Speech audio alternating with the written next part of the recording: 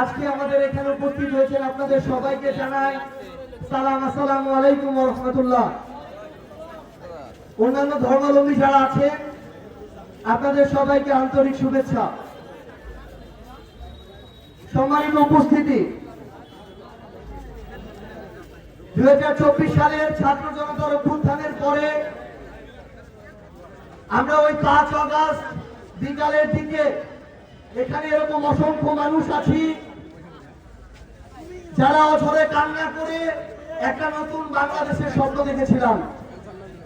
এখানে এমন অসংখ্য মানুষ আছি যারা আকাশের দিকে তাকিয়ে স্বপ্ন দেখেছিলাম যে অন্তত এই বাংলাদেশে এতদিনের জুলুমের একটা পরিবর্তন হবে। আমরা স্বপ্ন দেখেছিলাম প্রত্যেকটা ঘুরে ধরা সিস্টেম, 53 বছরের জঞ্জাল শেষ হয়ে আমরা নতুন করে একটা বাংলাদেশ দেখতে পাবো। কিন্তু বিগত 2 বছরে আমাদের যতটুকু প্রত্যাশা ছিল আমরা ততটুকু না পাওয়ার কারণে জাতীয় নাগরিক পার্টি এনসিপি আমরা মনে করেছি এখন আর সময় নেই ঢাকা সহ শহরগুলোতে বসে রাজনীতি করার। বাংলাদেশের রাজনীতিতে একটা পরিবর্তন লাগবে। আমাদের প্রত্যেকটা উপজেলা ইউনিয়নে যেতে হবে, মানুষের সাথে মিশতে হবে, কথা বলতে হবে, রাস্তাঘাট দেখতে হবে, স্কুল কলেজ দেখতে হবে। আমাদের এই জুলাইয়ের সহযোদ্ধা যারা স্কুলে পড়ে, কলেজে পড়ে, তাদের কথা শুনতে হবে এবং সেই কথাগুলো আগামীর বাংলাদেশের আকাঙ্ক্ষা হিসেবে ধারণ করে আমাদের পূরণ করতে হবে। সেই লক্ষ্যে আমরা এবার আমাদের জুলাই পদযাত্রায় 5টা বিষয় নির্ধারণ করেছি। প্রথম বিষয়টি হচ্ছে, সংসদে আমাদের মন্ত্রী প্রতিমন্ত্রীরা বলছে যে বাংলাদেশে নাকি কোনো বিদ্যুতের সংকট নাই। বলেছে যেটা লোডশেডিং হচ্ছে সেটা লোডশেডিং না, বাংলাদেশে কোনো বিদ্যুৎ সংকট নাই। এখন আপনারা আমাদের এই উল্লাপাড়াবাসী, সর্বস্তরের অভ্যুত্থানে ছাত্র জনতা, আপনারা আপনাদের জায়গা থেকে রায় দেন, বাংলাদেশে লোডশেডিং আছে না নাই?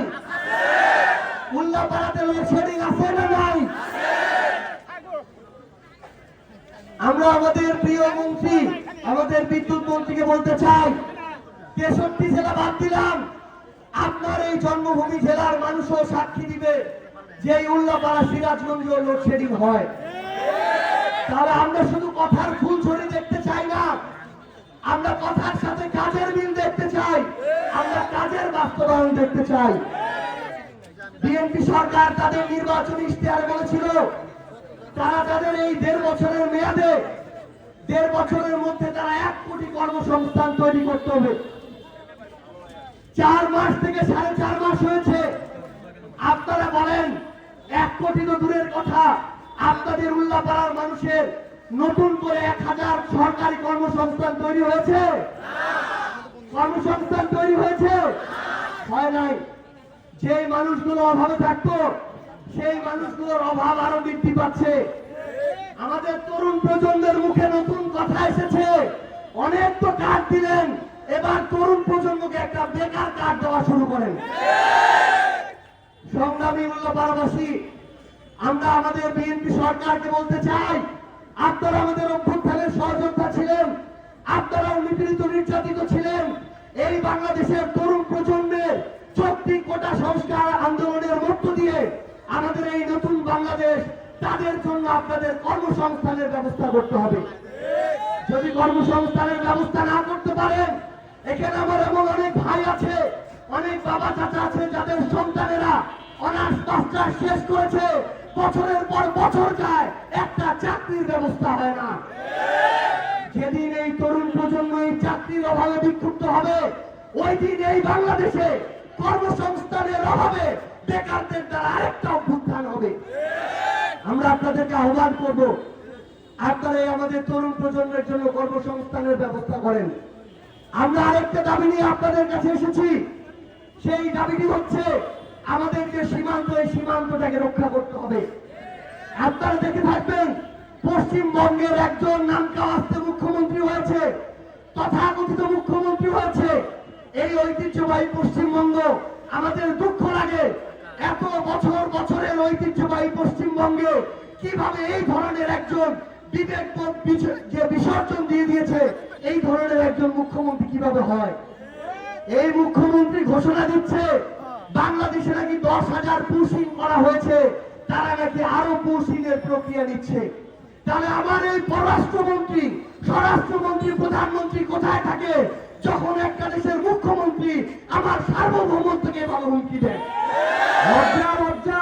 আমরা স্পষ্ট করে একটা কথা বলতে চাই, আমার ওই সীমান্ত দিয়ে একজন পুশিং আমরা দেখতে চাই না, আমার ওই সীমান্তে একটা হত্যা আমরা দেখতে চাই না। সম্মানিত ছাত্র জনতা, একটা বিষয় মনে রাখবেন, আমার এই বাহিনী, আমার এই বিজিবিকে এতদিন ধরে দুর্বল করে রাখা হয়েছিল। আমার সীমান্তে একটার পর একটা হত্যা হয়েছে আওয়ামী লীগের আমলে, বিজিবিকে প্রতিরোধ করতে দেওয়া হয় নাই।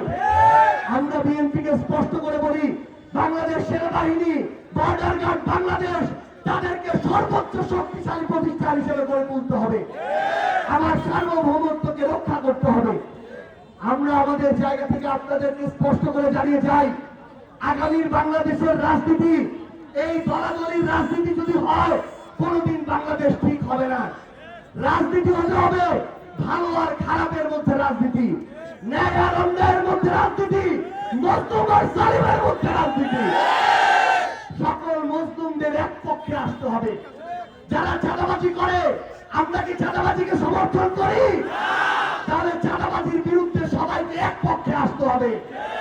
আমরা কি ক্ষমতার অপব্যবহার সমর্থন করি? জমি দখল সমর্থন করি? লুটপাট সমর্থন করি? মাদক ব্যবসা সমর্থন করি?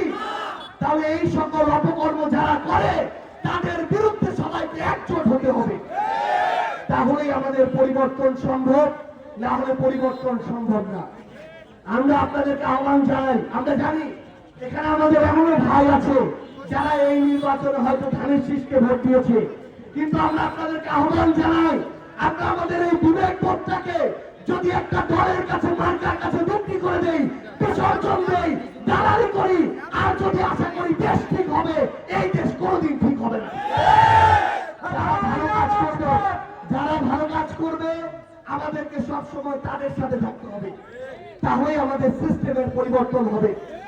আজকে আমরা দেখলাম যে পঞ্চদশ একটা সংশোধনী ছিল, গণভোট এবং অন্তর্বর্তীকালীন সরকার, যেটা আওয়ামী লীগ এসে বাতিল করে দিয়েছিল।